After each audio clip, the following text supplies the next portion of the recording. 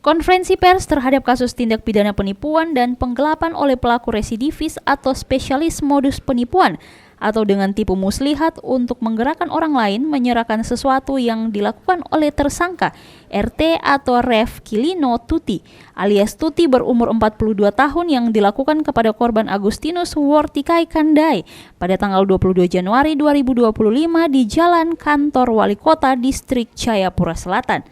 Kombes Polisi Dr. Victor D. Makbon SH, SIK, MHMSI, Kapolresta Kota Jayapura menjelaskan bahwa tersangka adalah residivis yang sudah ditangkap dan ditahan sebanyak 3 kali oleh Polresta Kota Jayapura.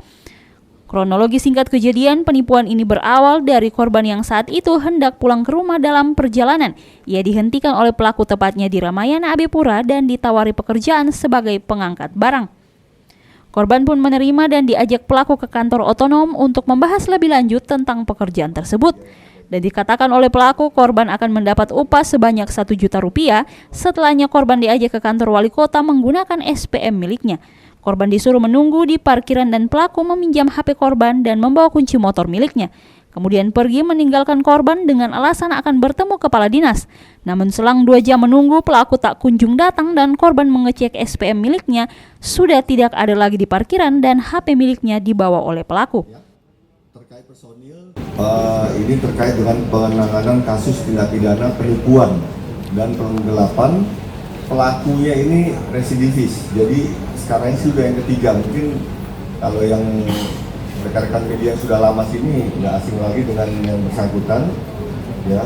Dia ini spesialis modus penipuan atau dengan tipu muslihat untuk menggerakkan orang lain menyerahkan sesuatu. Untuk kejadian diawali dengan pengungkapan ini pada tanggal 22 Januari 2025 di Jalan Kantor Wali Kota Distrik Jayapura Selatan, di mana korban atas nama Agustinus Wortikai Kandai dan identitas tersangka ini nama RT atau Ref Kilino Tuti, ya, alias Tuti, 42 tahun, tinggal di Sarmi, kelahiran 16 Februari 1982, laki-laki, alamat di Kabupaten Sarmi. Barang bukti yang bisa kita amankan ini ada 12 motor yang kita amankan. Ini diamankan yang sebanyak ini ada di Sarmi, ya, ada di Sarmi. Kemudian kami sampaikan terkait dengan kronologis singkat sehingga yang bersangkutan bisa diamankan.